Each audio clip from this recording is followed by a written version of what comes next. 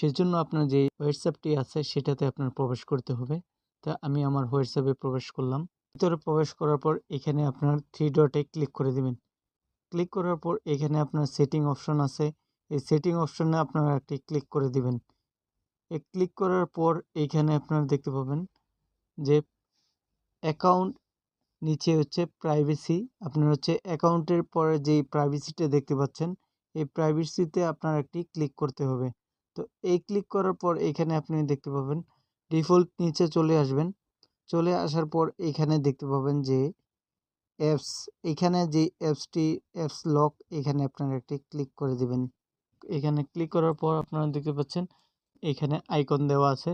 এখানে আইকনটা, এখান থেকে আপনি একটি ক্লিক করে দেবেন আইকনের মধ্যে। আপনার বায়োমেট্রিক যে হাতের ফিঙ্গারটা, সেটা আপনার চাবে, তো সেটা সেন্সরের মধ্যে আপনি দিয়ে দিবেন। সেন্সরের দেওয়ার সাথে